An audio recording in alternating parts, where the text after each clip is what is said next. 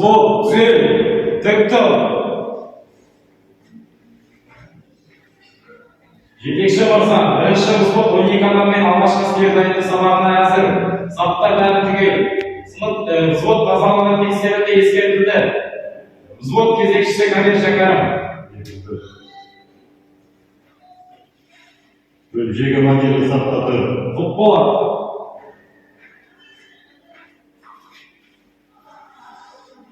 Сұрайма сұржы сұрмаза. Оңға бұрын. Бөлімше солға бұрын. Бөлімше солға бұрын. Бөлімше арта бұрын. Бөлімше оңға бұрын. Бөлімше солға бұрын. Саттығатымен алға бас.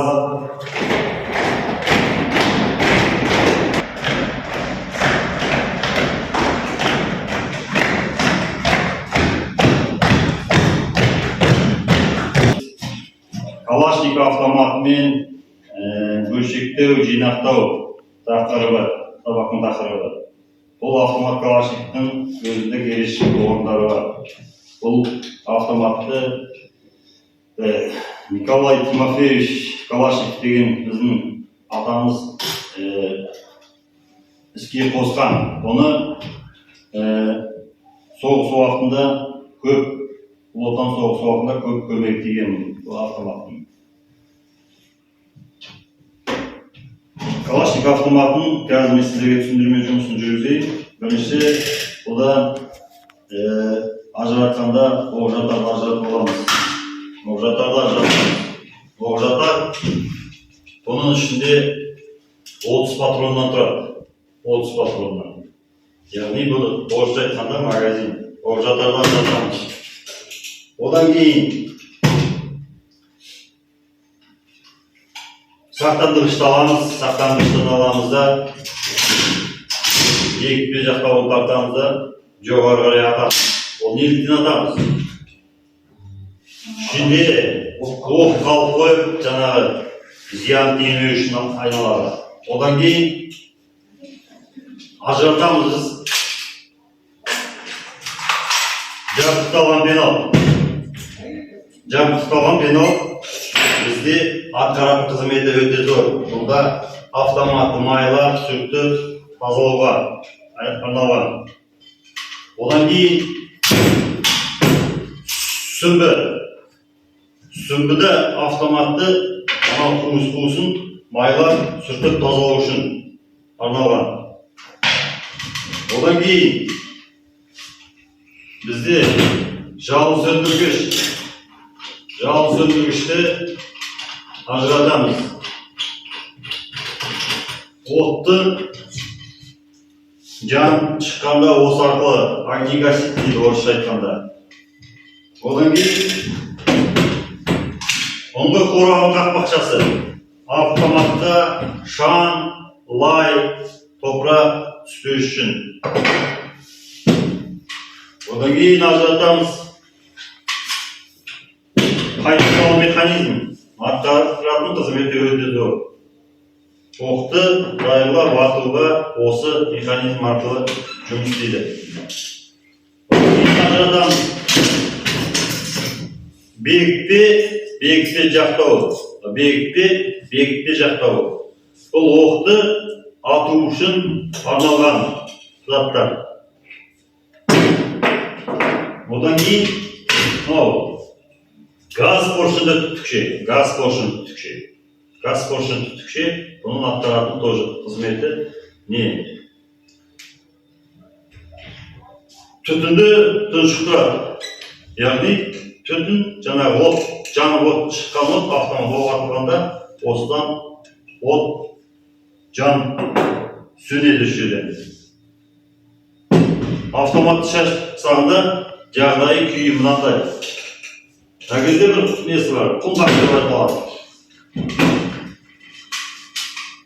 Құндақ.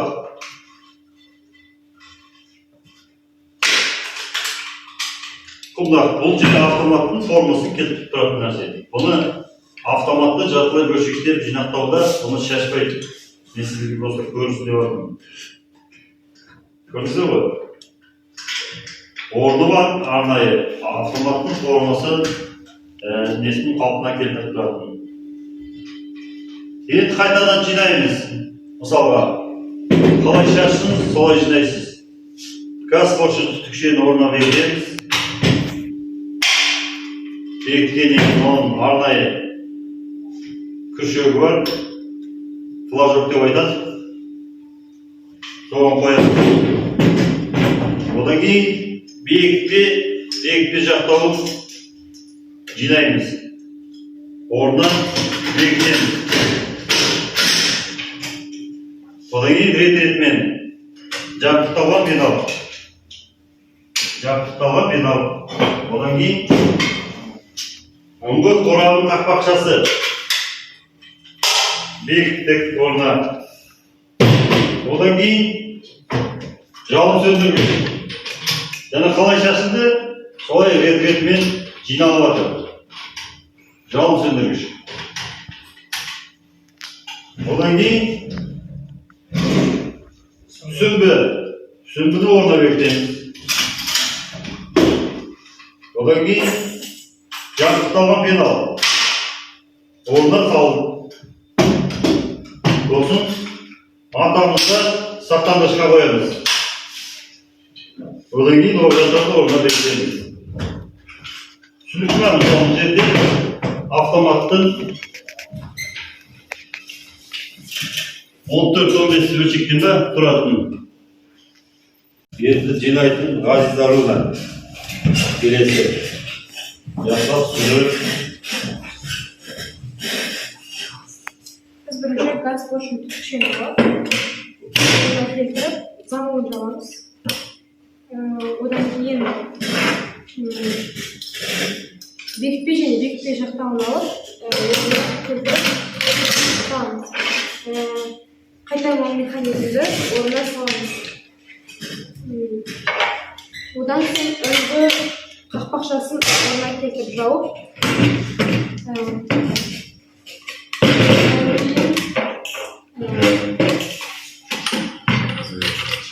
жалын сөндіргішті орнына қойамыз.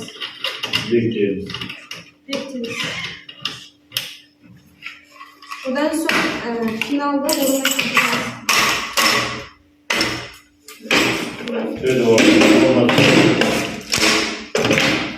Одан кейін атып, аспанға қарай бекітпе жабамыз. Және сүмбіні орнына салып, оқ жатқанда орнына келтіреміз. Жақсы, отырыңыз. Келесі Бақберген. Сәбит Бақберген. Шығамыз. Дайын өтсін. Амантай Жанар. Ең бірінші біз оқжаттардың ішінде 30 оқ болады. Екінші біз сақтандырғыштан алып аспанға қарай атамыз. Бұл аспанға атқанымыз өйткені қоршаған ортаға зиян келтірмеу үшін ішінде оқ қалып қойса. Келесі пеналды аламыз. Пенал автомат құртылса майлап тестеуге, жөндеуге септігін тигізеді. Сосын сүмбі сол майлауға тестеуге көмектеседі. Автоматты дағылап майлап сүрдеуге. Сосын жалын сөндіргіш оқ атылғанда жалынды сөндіріп тұруға көмегін береді.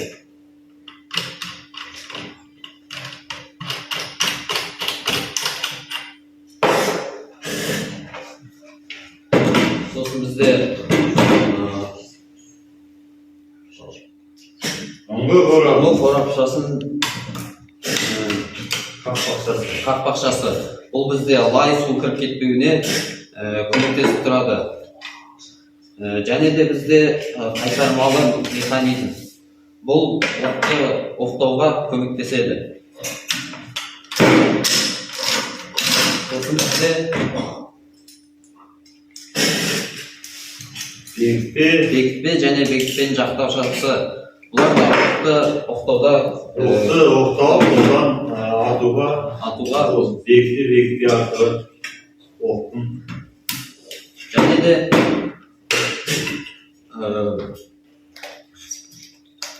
газ поршынды бұл оқ атылғанда сол газды тұншықтырады. Болды, отырыңыз. Келесі. Абдулла Жақсылық. Бидайын.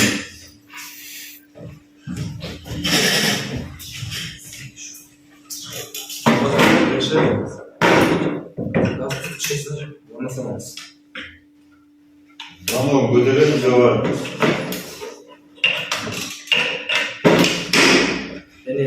Cevabımız. Önce kuşkenin üstüne bak. Cevabımız.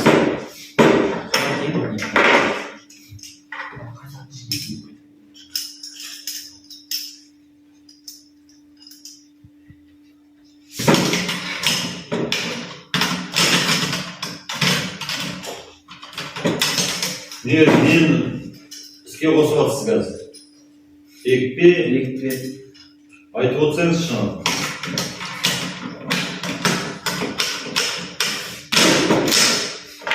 Қайтармалы механизм.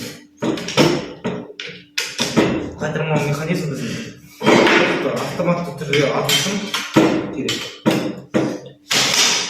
Және пенал қақпа. Сосын ауаға Сақтандырышқа қоямыз.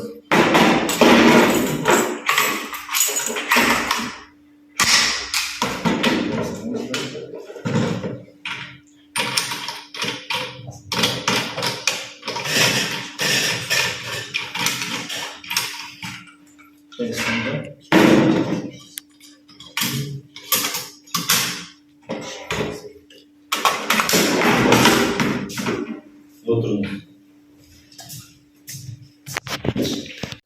Ернат. Асмағамбет Ернат.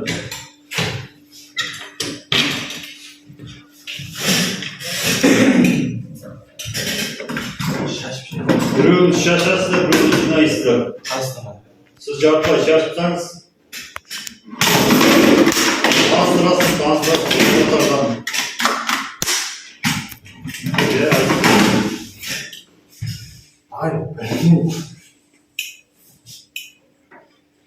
Ол жақтарда жатасың, мен жаңа не түсіндірме жұмысын жүргіздім.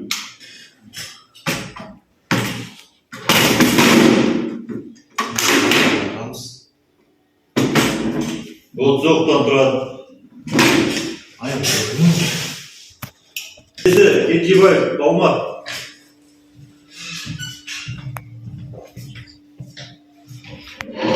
Бірінші оқ-жатарды ажыратамыз.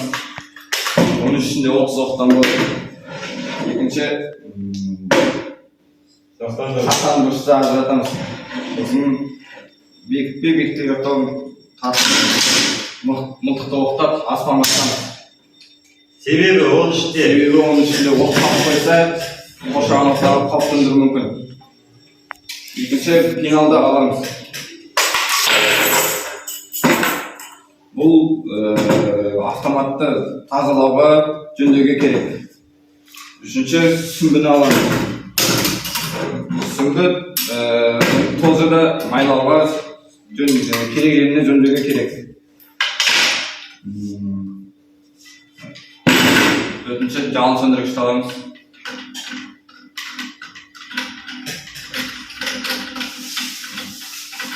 Бұл автоматтан шыққан жалынды сөндіріп тұрады. Есінде оңға қорапшасын аламыз. Автоматқа ішіне топырақ түсіп кетпеуіне, лай су кірмеуіне керек. Енді қайтармалы механизмді аламыз. Бұл автоматқа оқты оқтап беруге жұмыс істейді. Şimdi бекітпей жақтауын аламыз. Бұл оқты атуға дайындап әзірлеп қояды. Енді газ қос түтікше. Бұл жаңа тоже автоматтан шыққан газды сөндіріп тұрады. Üstünde gaz yani gaz boşluk tükşede var. Şimdi oturun siz. Kimsine de ona şıpatırken o avtomatı gençler şunu giyindireceğiz o avtomatı жинауымыз керек. Ең бірінші біз газ поршынды түтікшені орнына қоямыз. Газ поршынды түтікшені қойғаннан кейін оның өзінің күршегі болады. Ол сол күршегімен жанып тұрады. Одан кейін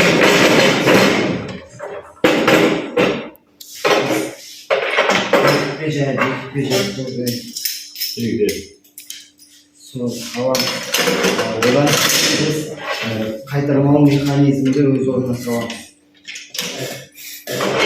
Одан соң қайта ұңғыр қорапшасын, қақпақшасын саламыз.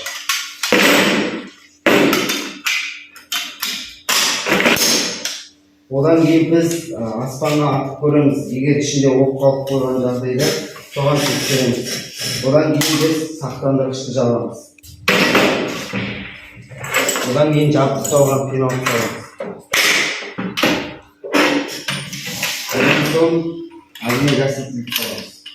Жалын söndürгіш, қазақша Жалын сөндіргіш саламыз.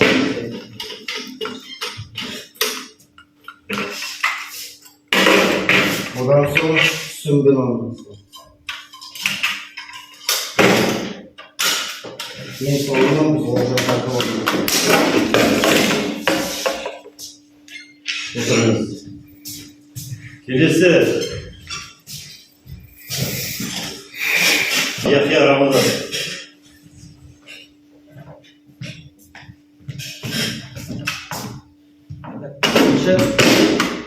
Ошақтардың ішінде 30 патрон бар. Одан кейін предохранитель Сақтандырғыш. Ne үшін тартып атасың? Екінші жақта. Екінші жақта алып тұратырмыз. Аспанға атып қоямыз. Неліктен аспанға атасың соны? Қоршаған орта. Зиян келмес ішінде оқ қалып қойып, сондықтан жоғары атамыз. Пеналды жабдықталған пенал. Пенал автомат тазалау үшін. Сондай жағдайда өндеу үшін. Сүңгіде осы майлау тазалау үшін бар. Жалын сөндіргіш. Жалын сөндіргіш. Бұл автомат оқ атқан жерде жалын сөндіргіш. Оқтың жанын басады.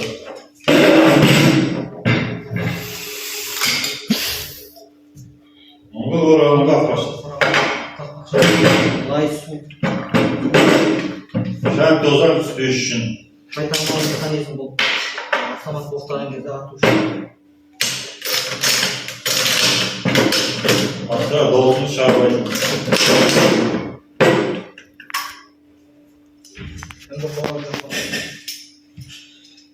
Бекітпе жақтау. Автомат боқталған кезде Оқты ату үшін бекітпе мен арқылы атылады. Түкшек, газ поршын түкшек. Газды неткен кезде жұмсап тұрады. Отырыңыз.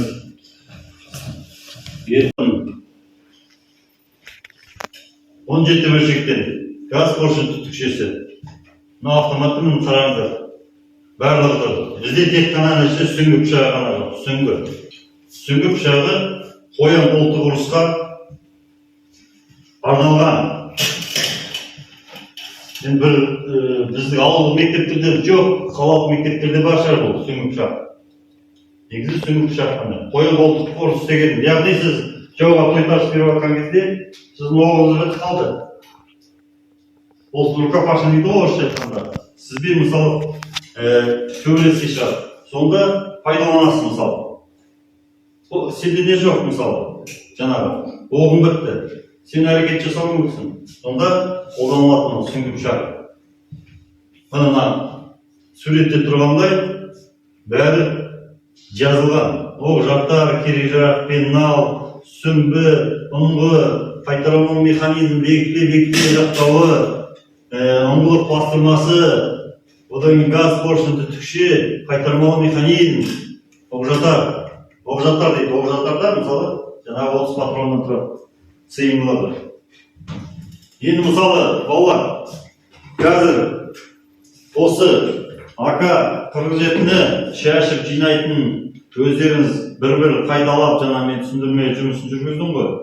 Сіздер осыны қолданып қазір шашып әр нені атап өтсеңіздер. Оның атқаратын қызметін, қанша не патроннан тұрады, кім? Кәде шәкірім? Түсіндірме жұмысын жүргізесің. Екінші, оқушы мысалы қазір оны қайтадан жинау. Бұл кісі кәде шәкірімнен кейін қолдарыңыз көтересіз, кім жинайды, жинақтайды, сол оқушы келіп жинақтайды. Мына кісі мысалы кәде шәкірім қазір сіздерге түсіндіріп шашады. Біз бірінші оқ жақтарды аламыз. Оқ жақтар 30 патроннан тұрады. Бұл автоматқа оқ беріп тұрады. Содан кейін сақтан ашамыз да бекітпе жақтауын артып жоғары қысамыз. Одан кейін alt атына жабдықталған пенал. Бұл пенал мылтықты жөндеп, тазалап, ал мынау сүмбі. Топырақ кіріп кетсе, майлау керек болса қолданылады. Содан кейін огнегаситель дейді, жалын сөндіргіш. Бұл менің оқ шыққан сайын жалын шықса, соны сөндіріп отырады. Содан кейін сүңгі қорабын қақпақша салынады. Бұл мылтыққа топырақ, шаң, тозаң, су кірмес үшін қоршап тұрады. Одан кейін қайтармалы механизм болады. Содан кейін бекітпе мен бекітпе жақтау алынады. Бұл автоматты оқтау үшін арналған. Және соңғы газ поршны күші. Бұл да нені отты тұншықтырып Атқаратын қызметі. отты. Одан кейін жаптыңыз енді. Содан жақтым. Жаптыңыздан мысалы.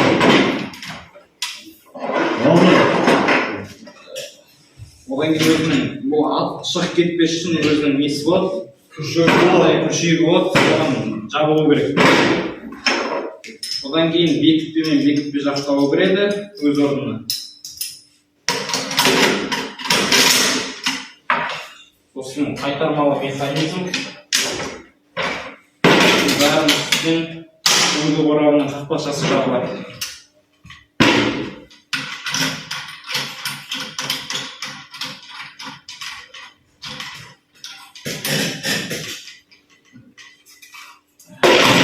Пенал саламыз.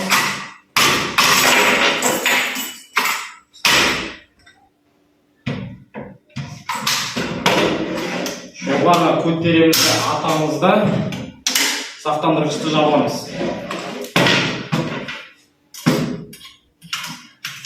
Сүңгіні орнына салып,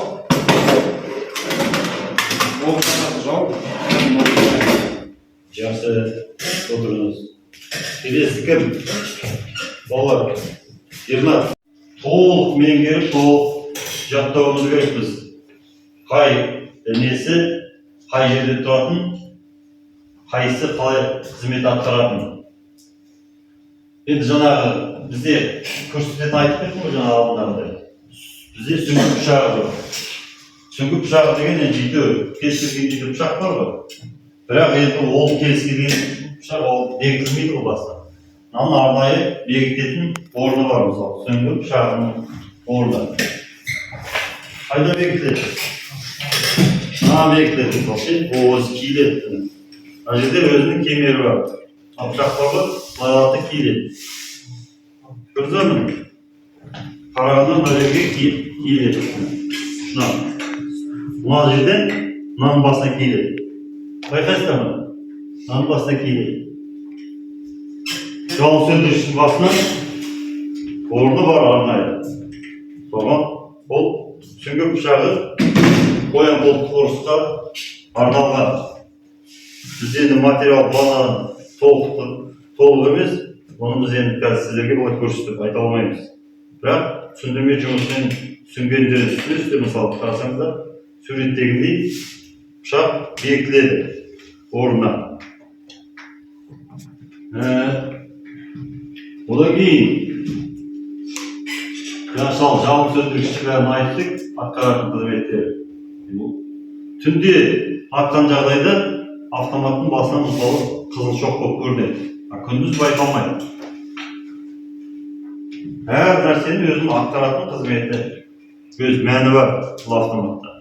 Ертең жоғары оқу орнына барасың, отан қорғау борыштарды өтейсіздер, сонда мысалы әрқайсысына осы автомат калашников кездесіп жатады.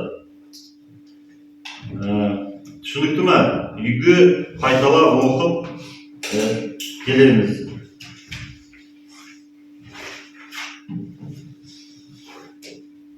Сабақ бітті. Кезегімізде командирі.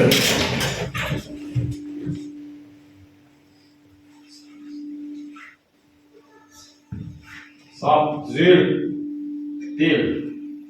Сау болыңдар жастарымыздар. Сау болыңдар жетекші мырза. Осыдан тараңдар. Осыдан тараңдар.